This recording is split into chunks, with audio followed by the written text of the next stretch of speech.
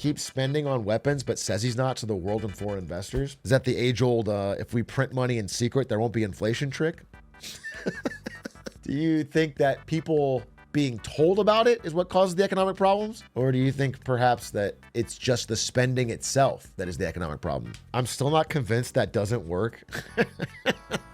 I would like you, I don't want to say a Charizard. I don't want to use a Charizard analogy, but I would like you to be convinced. If I print $1 billion in the woods and nobody sees it, is there inflation? No. If you print $1 billion in the woods and you bury it, there's no inflation. That's true. But if there's 3 people in a village, you know, maybe we each have $2 and you make bread and you make apples, you make shovels. And we all use the money as a medium of exchange, but we're really just trading shovels for apples and apples for bread. Okay, I take $2, I buy an apple. You use the money you got from me to buy some bread. You use the money from me to buy some shovels. If a 4th guy shows up with a money printer, and he's not producing anything, but he's got money to buy all the apples and buy all the bread and buy all the shovels, the price will go up. There's more money in the economy chasing the same number of goods. We haven't added new goods. We've only added more money. This seems very good for the 4th guy. It is. It's called being a government. It's really good. You don't have to make anything. You can just print it. And it just steals the value of all of this. Just make raising prices illegal. I do have a metaphor for this. I've been thinking about this. I've been trying to explain why I can have the exact same goals as someone, where I truly believe, man, it is so up that housing is getting too expensive, especially for lower income people, and we need to have more housing for them. And I can have wildly different solutions to them. And I'm trying to explain why I think that way. I'm trying to explain why I don't think the plan of like rent control will work. And so one example that I came up with was like, imagine you're a farmer, all right? Chat, you are a farmer now. You own a farm, and it's a farm in a really cool place where you can grow bananas and apples at the same time. Now, let's say it costs you on average, I don't know, 50 cents for the food and the water and the growing and your time and your effort and the plowing or whatever you got to do to get it costs you 50 cents per apple to make, and you sell it for $1. Same with the bananas. Your farm is half apples, half bananas, because who knows what happens. You want to diversify, but they both make the same profit. If, for example, the government made it illegal for you to charge $1 for a banana. Let's say they made it so you could only charge 75 cents, or more realistically, 50 cents. You don't need to be greedy. No greed. Just pay what it costs. In the short term, people are like, damn, bananas got cheaper. This is awesome. But over the next year, how do you think the split of your farm is going to look? What do you think it's going to look like? How many apples, how many bananas?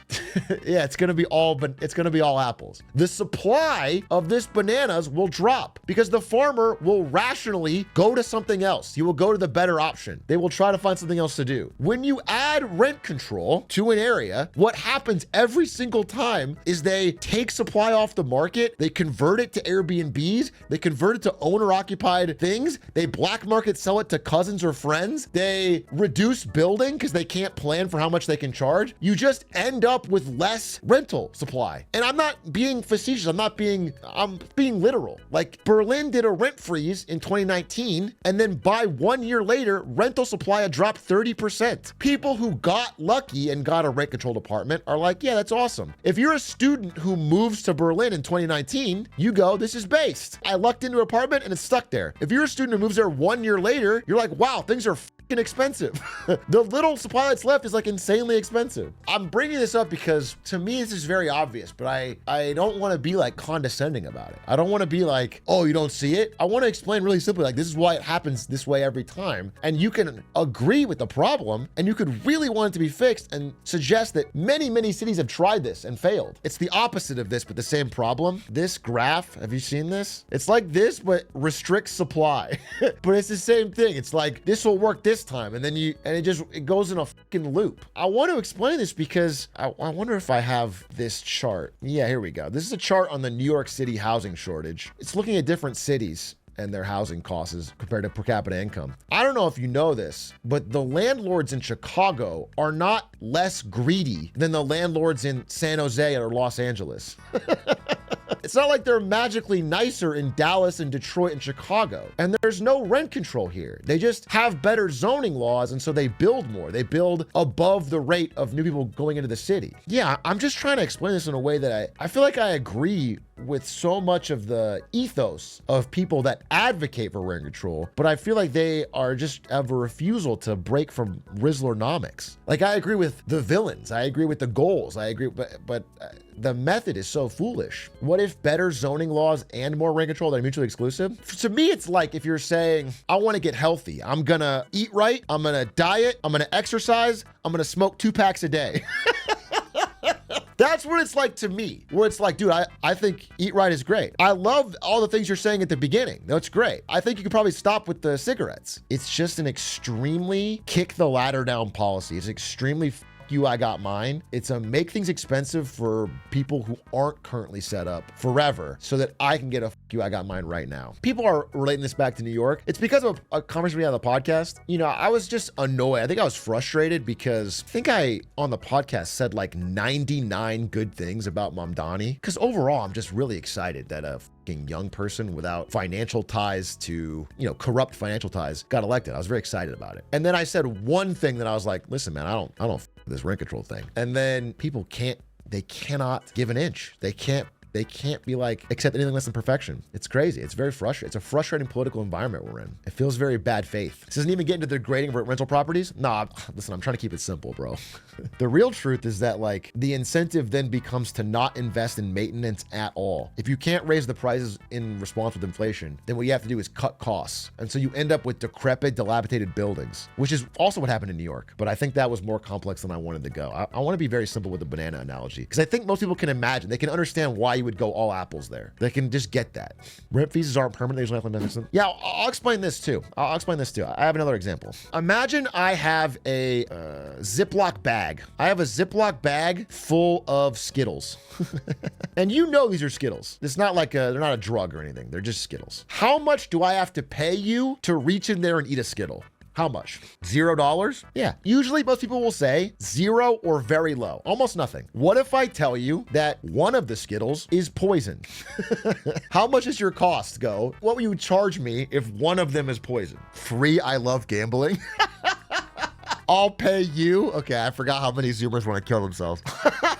Okay. Generally, the presence of a really bad outcome increases the cost dramatically. So people would charge like $1 million or, they would go 100,000. They want a lot of return to compensate for the fact that things could go really wrong. What studies have shown is, listen, the way building an apartment building goes is usually not Scrooge McDuck owns 100 buildings already. Usually someone takes out a $20 million plus loan to build a building. And when they take out the loan, they make some kind of math to make that work. So they go, okay, it'll have 18 rooms. Each room has $1,000 a month rent. I can raise that 4% every 2 years. It maths out, so I'll get my money back in 17 years. And then it's profit, okay? That's the plan they have when they build it. But in an environment where there's constant off and on freezes or rent control, they can no longer do this math. The risk of them being underwater on the mortgage goes way up, having to walk away from it. So now they have to plan for that in, and the cost of penciling out the building they constructed goes way up. So the building stops. So the presence of rent control stops the production of new buildings because they can no longer reliably math out when they will get their money back. This is like what happens in this is in practice, what happens. If Mamdani can get 200,000 units built like he plans. Okay, so yes, this. First of all, I deeply support this. Yeah, building more is the number one thing we got to do in places like New York. There's just an undersupply of buildings, right? So you want more. I think this is great. However, my example was with working out and smoking. I think just work out. I think just build the units. You will see the results. If we build a lot more units in New York, the price will come down. I know that'll happen because it's happened everywhere they've done that. Japan has no rent control, but they have zoning laws that allow you to build more and they have lower costs. Austin, Houston, Dallas, like other cities have more flexible zoning and they get more buildings and the rents don't rise the way they do. So, okay, that's the first thing. But the second thing I'm worried about in that situation, 200,000 units over 10 years is really small.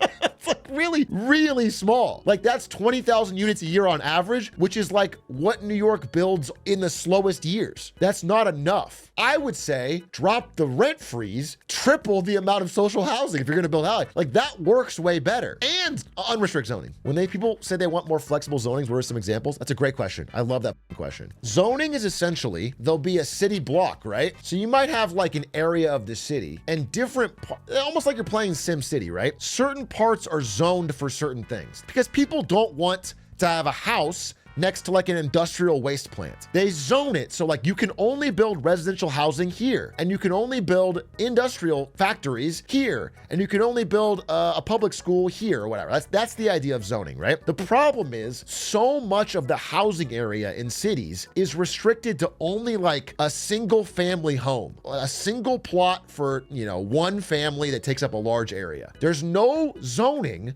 for like an apartment building that can have a lot of people and be affordable. They don't zone that anywhere. You can't find any spot to build that. You can't even build a double family home. And the reason they do that is because if you live in a single family home right here and someone builds an apartment building right here, the value of your home goes down because it's ugly and poor people might live there. That's the idea. Someone poor might live near you and that'll bring the value of your home down. This is called NIMBYism. I'm just making it very simple. This is like what's happens. Every other thing people say, they say, oh, greedy landlords. They say, oh, we need rent control. Oh, we gotta stop Airbnb. All this stuff, first of all, the first part is just not true, but the second part is like so minor. The real truth of it is, it's zoning. Zoning is like 90% of the problem in most cities because you just cannot build the apartments that people are demanding. You can't do it. It's illegal. There's no spot for them. I mean, there are greedy landlords. Everyone is greedy. Let me ask you a simple question. This is an honest question. I want you to answer this. Why do you think McDonald's is a greedy company? I do. The people that own McDonald's don't care about me. They're a greedy company that are profit driven. Why does McDonald's not charge $100 for a burger? Because they're stupid? No, it's very simple. It's because no one would buy it. Because if they asked $100 for a burger, I would laugh and I would go somewhere else. I would go to Burger King or I would go to Wendy's. They're greedy enough. They're very greedy. They would like to charge $100 for a burger. If they could get away with it, they could, but they can't because I can go somewhere else. That is the true economic freedom of competition. In every market, you want the customer to be able to say, you and go somewhere else. What you want with housing is for a lot of competition to be built so that no matter how greedy the landlord is, they cannot charge you the equivalent of a $100 burger because you can go somewhere else. That is why competition works, because it gives you, the consumer, the ability to say, F you, I'll go down the street, I'll go somewhere else. How do you stop homeowners and landlords from voting you out when you vote for high density housing? That's the age-old question of our times, brother. The problem is the people that don't have housing don't vote at the same rate as the people that have already climbed the ladder and want to kick it down. That's the problem, brother. I don't have a great solution for you. But I think if we start by education, if we can start to get people to understand this stuff, I think we can advocate for the solutions that help regular people, that truly proven to work, help regular people. Steph Curry still voting no. Amen. NIMBY ass Steph Curry still voting no, bro.